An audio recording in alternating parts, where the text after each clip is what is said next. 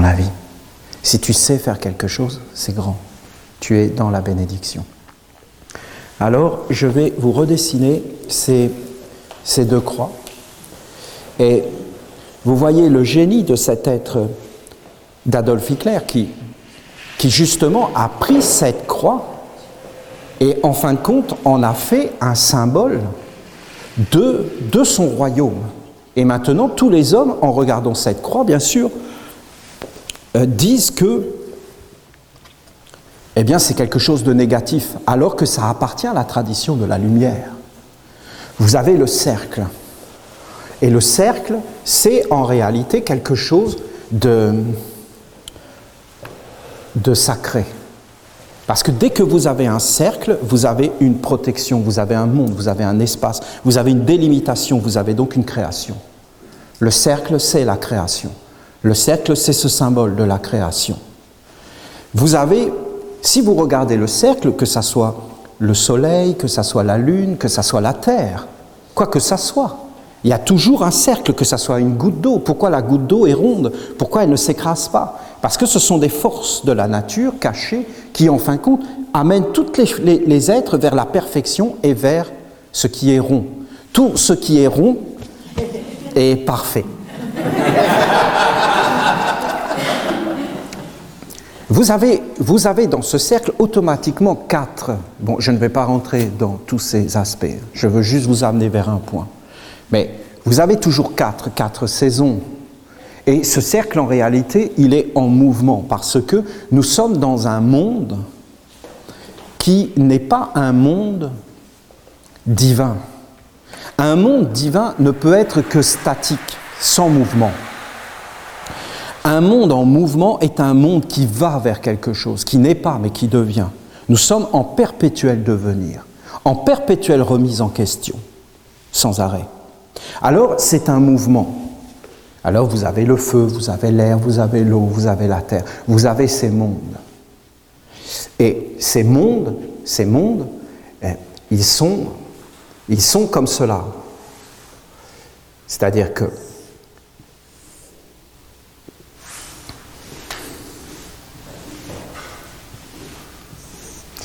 c'est un tournoiement. Et vous avez le feu, vous avez l'air, vous avez l'eau, vous avez la terre, vous avez des grands principes que je vous ai déjà donnés. Et il y a un perpétuel mouvement. Il y a des forces qui vont vers l'extérieur.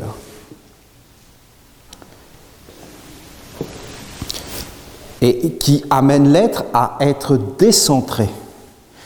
Parce que si vous regardez bien, vous avez un centre qui est fixe, immobile. Et vous avez des forces qui vont vous tourner vers l'extérieur. D'ailleurs, si vous regardez bien, il y a ces jeux pour enfants, des toupies, avec des bacs à sable, souvent dans les villes. Et si vous êtes sur la toupie, si vous vous tenez debout et plus ça tourne vite, plus vous êtes à la périphérie, plus vous serez éjecté vers l'extérieur. Si vous arrivez à vous tenir au centre, plus vous arriverez à rester debout. Parce que dans le centre, il y a l'équilibre. Et à la périphérie, il y a le déséquilibre. Les soufis dansent en tournant, parce qu'ils cherchent en fin de compte la fraîcheur, le centre où, en fin de compte, tu ne vas pas être pris dans un monde de tournoiement, de tourbillon. Je ne sais pas si vous connaissez cette expression d'être pris dans un tourbillon, dans une tornade, dans quelque chose qui te déboussole complètement et tu ne sais plus où tu es. Ou alors tu restes centré, tu restes au centre. On parle de l'œil du cyclone, on parle de toutes ces choses, parce qu'on parle de ces lois, de ces forces, parce que ces forces sont en mouvement perpétuel dans notre vie. Vous avez des forces qui vont vers l'intérieur. C'est une respiration. Vous avez le souffle qui sort et vous avez le souffle qui entre. Et c'est en permanence. Et vous avez ça aussi dans l'océan. Vous avez les vagues qui s'approchent et les vagues qui reculent. Et ces lois sont perpétuelles. Ces lois sont toujours en mouvement. C'est la force centripète et la force centrifuge. Ce sont des forces de la nature, ce sont des forces cosmiques, ce sont des forces universelles, ce sont des forces des planètes, mais aussi à l'intérieur de nos vies. Bon. Jésus dit que les êtres seront rejetés dans les ténèbres extérieures, c'est-à-dire dans le néant. Vous avez un centre, et la vie tourne autour de ce centre. Les anciens avaient compris tout cela. Ils avaient compris parce que pour eux, c'était le soleil qui tourne. Bien, le soleil, en fin de compte, était tout, parce qu'il était la conscience supérieure. Parce que quand le soleil n'est plus là, alors tout disparaît. Vous ne voyez plus les arbres, vous ne voyez plus rien. Et quand le soleil est là, alors tout apparaît. Et vous pouvez vous diriger. Le soleil était le symbole de la conscience. Et l'absence de soleil était le symbole de l'homme qui rêve, qui est dans des illusions, qui n'est pas fixé, qui ne voit pas la réalité des choses. Alors il y a des fantômes. Par exemple, la nuit, tu peux avoir peur, tu entends un bruit et tu as toutes des images qui apparaissent. Je ne sais pas si ça vous l'a déjà fait. Moi, une fois, j'ai été obligé de traverser une montagne la nuit. Ah ben, je peux vous dire que j'ai regretté d'avoir regardé des films d'horreur. Ah mais là, tout est ressorti, je vais vous parler de mémoire, mais tout est ressorti. Il y avait un bruissement, c'était un petit écureuil ou n'importe quoi, j'étais là, ça y est, c'était Massacre à la tronçonneuse, Dracula et compagnie. Ah mais il fallait même résister pour ne pas s'enfuir en courant. Mais écoutez, on a des images à l'intérieur de nous, même si on en est inconscient. Qu'est-ce que faisaient les Égyptiens? Les Égyptiens, ils mettaient les temples, je vous ai déjà expliqué, ils mettaient le temple. C'était le temple, et tu entrais dans le temple. Et je vous ai expliqué que c'était les deux jambes de la femme, et qu'en réalité c'était le sexe, la porte, parce que c'était la fécondation. Et qu'est-ce qu'ils faisaient? Ils mettaient 4 drapeaux devant tous les temples égyptiens. Et alors tu devais entrer, parce que, qu'est-ce que tu voyais quand tu entrais dans le temple? Alors tu avais des colonnes, et tu avais différentes salles, et après tu t'approchais de plus en plus, et tu entrais dans la salle où il y avait le silence et il y avait le Dieu. Parce que les Égyptiens expliquaient ça. Il y a le monde à l'extérieur, et là il y a le bruit, l'agitation, la vie, et c'est un tourbillon. Et il y a le monde à l'intérieur, mais tu dois entrer à l'intérieur de toi, c'est la voie intérieure. Oui, mais qu'est-ce qui se passe quand j'entre à l'intérieur? Mais quand j'entre à l'intérieur de moi, je vois les grands principes qui dirigent ma vie, mais ils sont cachés, ils sont dans l'ombre, dans la nuit, dans le cachet. À l'intérieur, dans le cachet, je vois des colonnes avec des inscriptions. Et là, je vois qui je sers dans la vie. Non, mais c'était super fort. Et quand j'entre à l'intérieur, je vois le Dieu de ma vie. Mais quel est le Dieu de ma vie? Alors, ces 4 drapeaux, c'était le nom de 4 lettres qu'après les Hébreux ont appelé Jéhovah. Yahvé. Mais tu peux dire ce que tu veux. Ça peut être Osiris, Isis, Horus et Seth ou Pharaon. Tu mettais les divinités que tu veux, Nephti, il y en a qui mettaient Thoth. Tu mettais les 4 dieux que tu voulais, ça n'avait pas vraiment d'intérêt. Mais simplement, tu avais un lien avec ces 4 mondes, qui sont les 4 archanges. Parce que le drapeau en Égypte, c'est-à-dire ce symbole-là, en égyptien, en hiéroglyphe, voulait dire Dieu. Ça veut dire Dieu en égyptien. Ça s'écrit, c'est Dieu. Dieu, pour les Égyptiens, c'était un drapeau. Parce qu'en fin de compte, un drapeau, c'est quelque chose que tu plantes en terre, et sur lequel tu inscris quelque chose.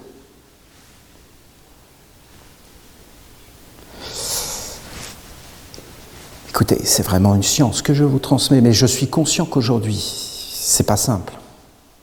C'est pas simple. La lettre hiéroglyphique égyptienne du drapeau a donné en français latin le D. Notre lettre D vient de l'Égypte, c'est-à-dire du drapeau. Et on l'a pris comme première lettre pour Dieu. Qu'est-ce que voulaient dire les Égyptiens? Dans ta vie, il y a 4 mondes, 4 drapeaux. Tu te lèves le matin, le midi, le soir, la nuit. C'est toute ta vie. Et c'est tous les jours, et c'est tout le temps. Tu te lèves le matin, tu te couches le soir. Tu te lèves le matin de ta vie, et tu te couches le soir de ta vie. Tu inspires, l'air est en toi. Tu expires, l'air est à l'extérieur de toi. Et il disait, partout il y a ces 4 mondes.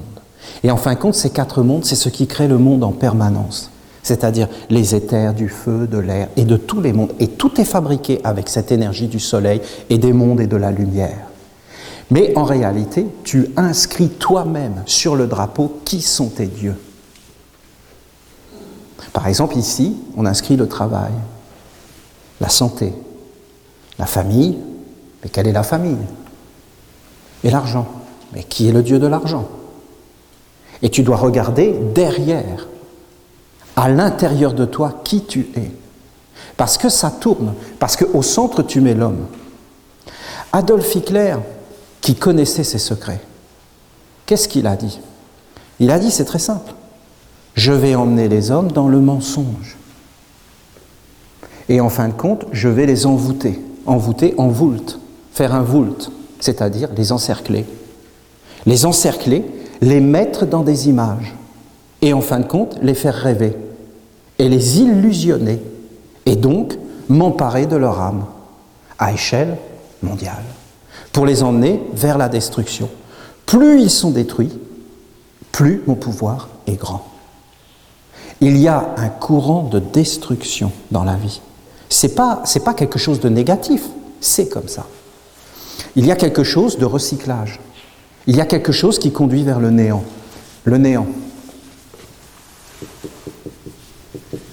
Qu'est-ce que c'est le néant?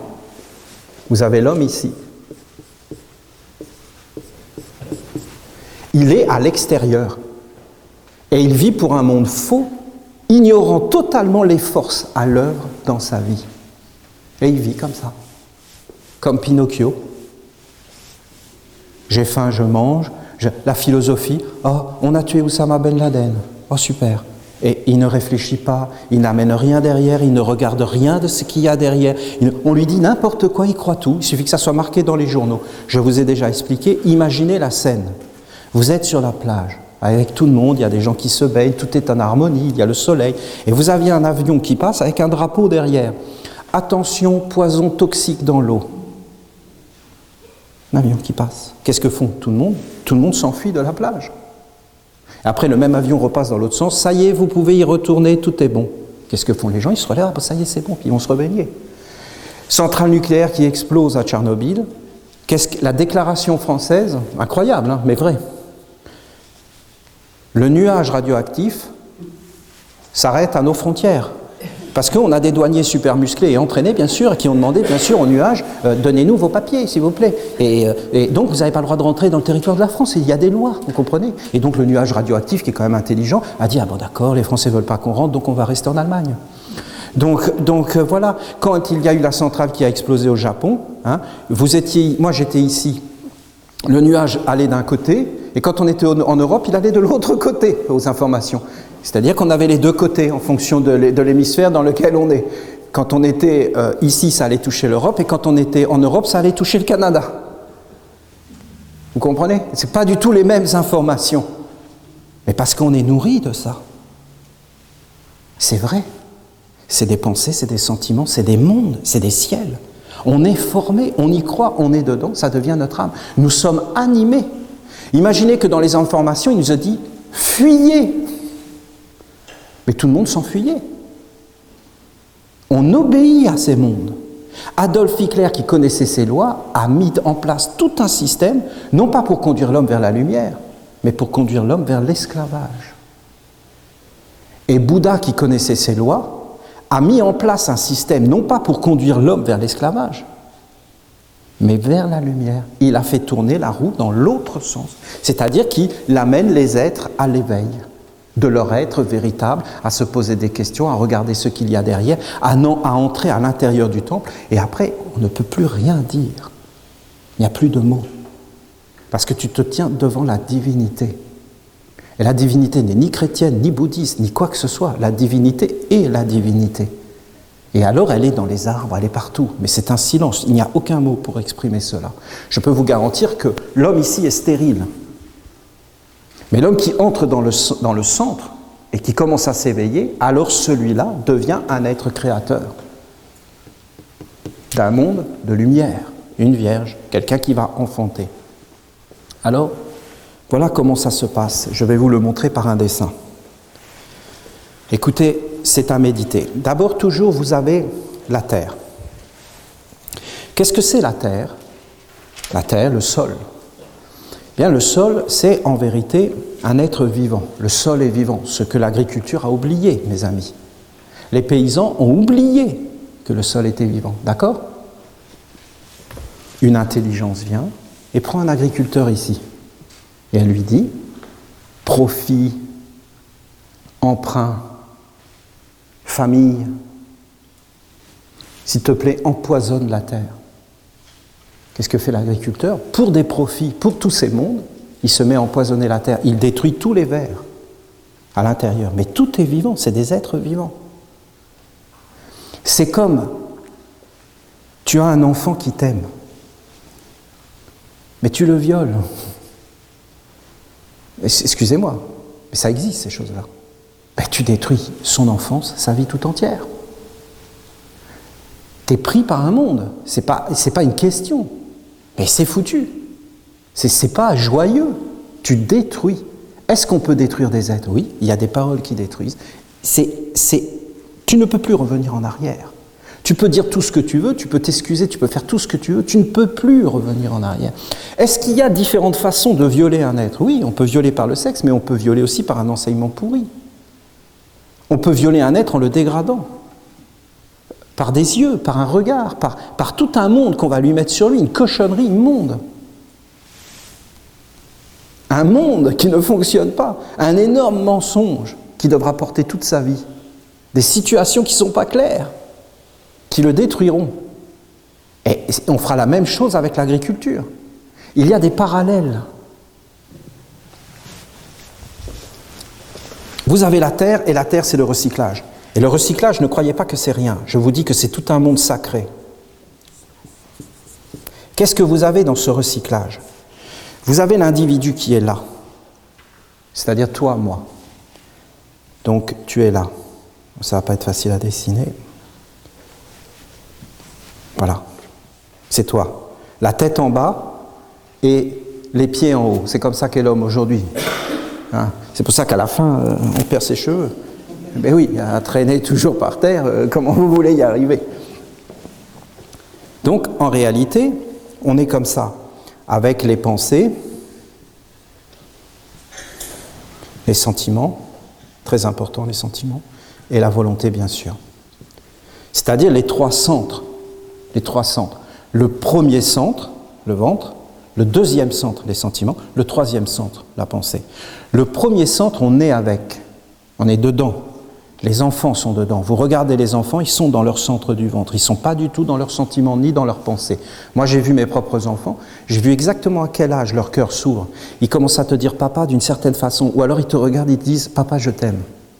Et là, tu sens qu'il y a tout un monde à l'intérieur d'eux. Et ils te disent vraiment « papa, je t'aime ». Et ils n'arrêtent pas de te le dire. D'ailleurs, ils viennent te faire des bisous tout le temps. C'est parce que ça s'ouvre. Leur cœur s'ouvre.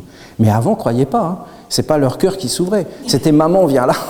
Et puis vas-y que je te hurle. Et puis il y a rien de caché. Mon fils qui tétait les seins de sa maman, c'était quelque chose. Hein. C'était avec ardeur et goulûment.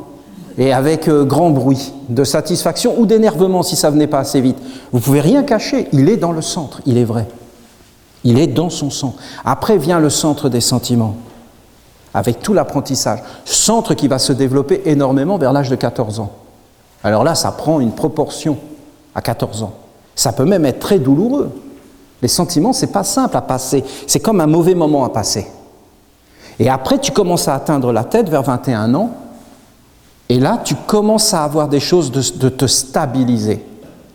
Et vers 40 ans, 50 ans, la tête explose et les sentiments reviennent. Et là, tu deviens complètement idiot.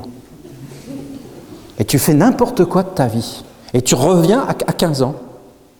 Et il y en a plein, vous les voyez, mais ils détruisent entièrement leur vie. Ils deviennent idiots, mais à un degré, mais ça, c'est même incroyable. Incroyable. Et tout ce monde réapparaît parce qu'il n'y a pas eu de structure de stabilité. On n'a pas connu ces choses. Alors, vous avez ce monde qui est là, de ces trois centres. De ces trois centres, bien sûr, le plus divin, c'est la volonté. Vous avez ici un monde qui, normalement, est la mer. Et qu'est-ce que c'est la mer? Comment appeler ça?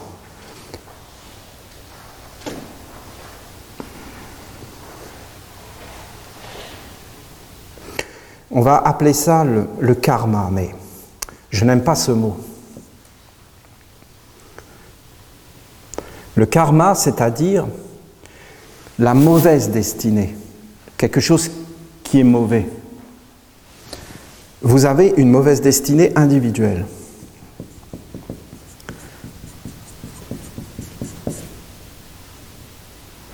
Vous avez une mauvaise destinée familiale. Oui. Vous avez une mauvaise destinée qui va être dans une tradition. Vous avez une mauvaise tradition. Par exemple, des parents alcooliques. C'est pas un hasard. C'est une mémoire. C'est là. C'est pas parce que vous allez mourir que ça va mourir. Ça meurt pas. Ça reste. Ça peut même grandir à travers vos enfants et les générations. Vous avez une destinée collective. Un karma collectif. Un crime perpétué par une nation tout entière. On revient sur tous les individus qui peuplent cette nation. Et partagez. Ne croyez pas que ça va mourir. Vous allez le payer. Vous comprenez ? Vous allez le payer. C'est des lois. C'est des lois du recyclage. C'est pas parce qu'une chose meurt, c'est pas parce que vous posez une carotte sur le sol et qu'elle pourrit, qu'elle disparaît. Elle disparaît pas du tout. Son essence continue à vivre. La matière en décomposition sous nos pieds est vivante. Les anciens peuples appelaient ça nos ancêtres. Nos ancêtres étaient tout le temps vivants. Si nos ancêtres étaient bloqués, on était bloqués. Ils avaient ces concepts. Les ancêtres avaient intérêt à ce que nous continuions la vie, parce qu'eux-mêmes participaient à notre vie. C'est pas parce que tu es mort dans le corps physique que tu es mort. Ça, c'est une vision réductrice de l'être humain. Ça voudrait dire qu'on serait que des corps physiques et que nos pensées ne seraient pas réelles. La question est, est-ce que nos pensées sont réelles ? Mais répondons une fois pour toutes et mondialement.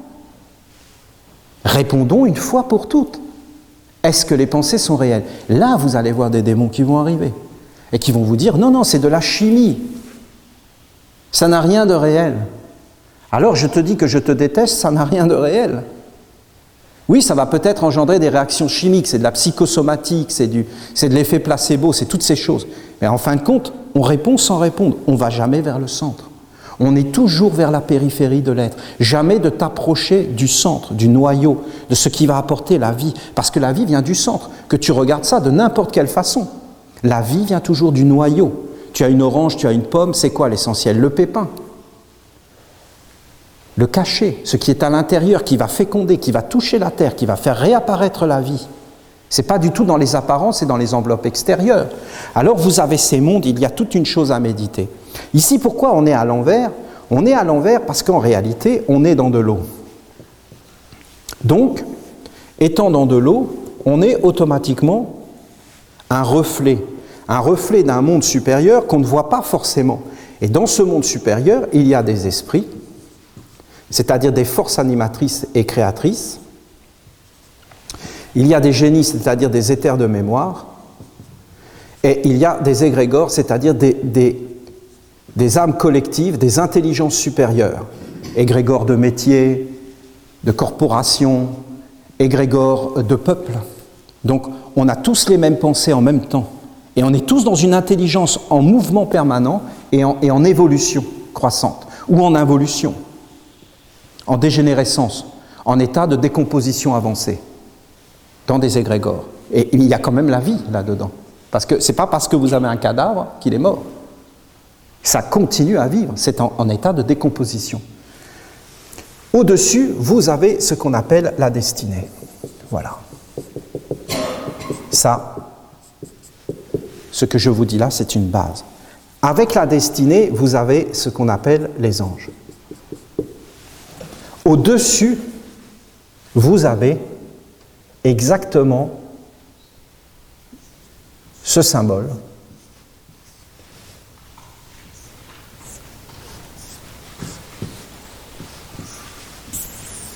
C'est-à-dire le moi supérieur de l'homme. De Thoth, Trismégiste, à son fils, Tat. Entretien secret sur la montagne, concernant la régénération et la règle du silence. Tat. Dans l'enseignement général au Père, tu t'es exprimé à travers les énigmes, de façon voilée, sans répandre de lumière directe sur la nature de l'activité de Dieu. Tu ne m'as pas transmis la révélation sous prétexte que personne ne peut être sauvé avant la régénération.